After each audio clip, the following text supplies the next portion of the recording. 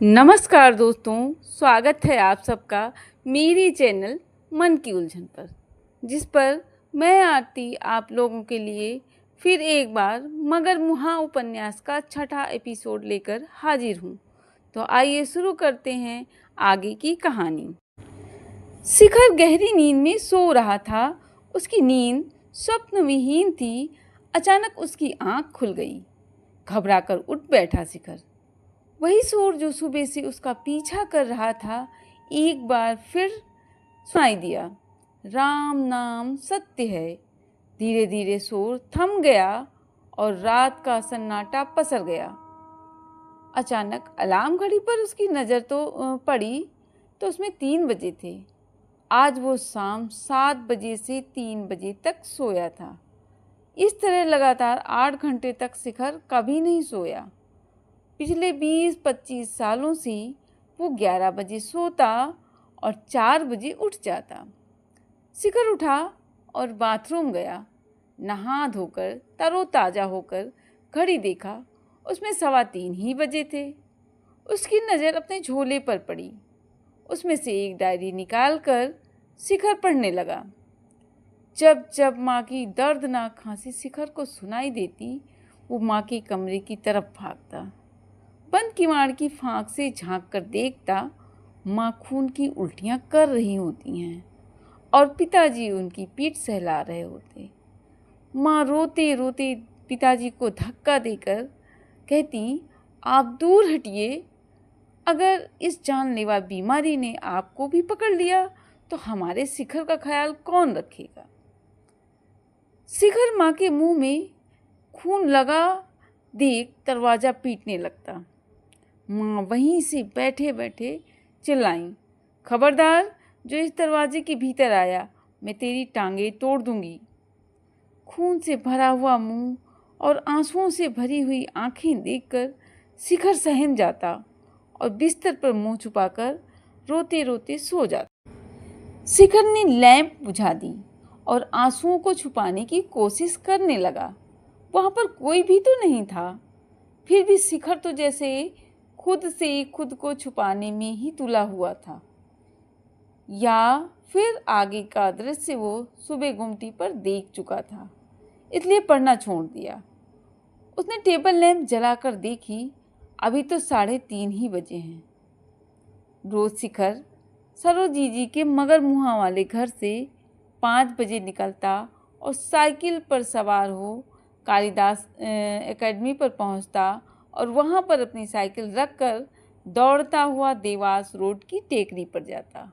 वहां पहुंचकर योगासन तथा सूर्य नमस्कार कर सूर्य देवता का स्वागत करके पास के छोटे से जलाशय के निकट बैठकर पक्षियों को देखता रहता।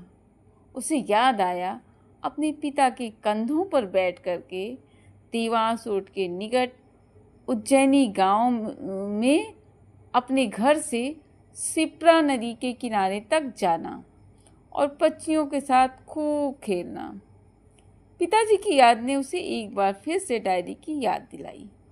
उसने कुछ पन्ने पलटकर फिर से आगे पढ़ना शुरू किया। शमशान में जब चिता पर उसकी माँ रखी गई और शिखर से कहा गया कि वो चिता में आग लगाए, वो रोता चीखता वहाँ से भाग खड़ा हुआ, मगर भागकर जाता कहाँ, काका साहब ने पकड़ लिया और डांटते हुए ऐसी ऐसी बातें कहीं जो उसकी समझ में तो ना आई, मगर उसके कोमल मन पर गहरे कहीं धरोहर की तरह एकत्रित हो गईं। शिखर अब सोचता है तो अपने काका साहब को समझ नहीं पाता। उसके लिए बिरादरी और समाज शिखर से बढ़कर थे, जबकि वो एक नादान बालक था जिसने कच्ची उम्र में अपनी माँ का साथ खो दिया था। शिखर के पिता की 2 ही संतानें थीं, एक शिखर और एक पार्वती जीजी, जिसे सब सरोजीजी कहते थे। मगर काका साहब के 6 संतानें थीं, 3 बेटियां और 3 बेटे। आश्चर्य, काका साहब को ना अपने संतानों में कोई इंटरेस्ट था, ना ही काकी में।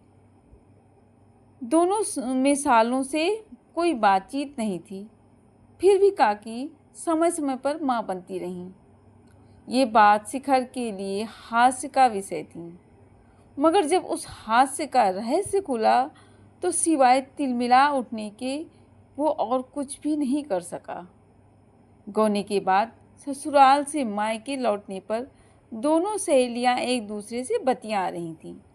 पारो जीजी सरल स्वभाव की अल्हड़ और पातूनी थीं तथा सरो जीजी हंसी ठिठोली करने वाली थी। ठिठोली करने पर उतर आती तो माँ और काकी को भी न छोड़ती। दोनों सहेलियां आपस में हंसी मजाक कर रही थीं। तभी काकी वहाँ आई और बोली, तुम दोनों यहाँ बैठी गप्पे मार रही हो? अरे बिटिया, हमें भी तो बताओ, तुम दोनों अपनी ससुराल में राजी खुशी से हो ना? काकी को अपने बीच पाकर दोनों सहेलियों ने गंभीरता ओढ़ ली। सरो जीजी ने पारो की तरफ अचरज से देखा। ये अचरज आगामी ठिठोली की भूमिका थी। काकी माँ बनने वाली थी। सरो जीजी बोली, क्यों काकी, काका साहब से तुम्हारा समझौता हो गया या अब भी अबोला चल रहा है? काकी गुस्से से बोली, नाम मत लो उसका मेरे सामने, मर जाऊंगी फिर भी समझौता नहीं करूंगी। मैं तो उसका मुंह भी नहीं देखना चाहती। सरो जीजी आंखें फाड़ फाड़ कर उनकी पेट की ओर देखते हुए बोली, फिर ये सब कैसे? सरो जीजी की बात सुनकर काकी की आंखें और चेहरा ग्लानि और गुस्से से भर उठा और अंतर्नाद के स्वर में बोली, वो मेरा मर्द थोड़ी ना है, वो तो जानवर है, जानवर। न कभी सुख चैन देखता है, ना ही मर्जी पूछता है, बस नोचने घसोटने लगता है और मुझे तो उसका जुल्म ढोना पड़ता है। और काकी फूट फूट कर रोने लगी। सरो जीजी को बहुत बुरा लगा। उन्होंने ऐसी ठिठोली क्यों की? और शिखर तो वहाँ से भाग खड़ा हुआ। आज वर्षों बाद जब शिखर इस घटना पर सोचता है तो तिलमिला उठता है। वैवाहिक जीवन में भी पति पत्नी के बीच बलात्कार संभव है?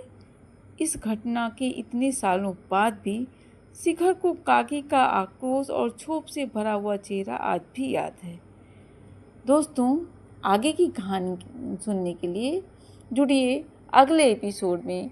अगर ये एपिसोड आपको पसंद आया हो तो मेरे चैनल को लाइक करिए, सब्सक्राइब और शेयर करिए। मिलते हैं अगले एपिसोड में। नमस्कार।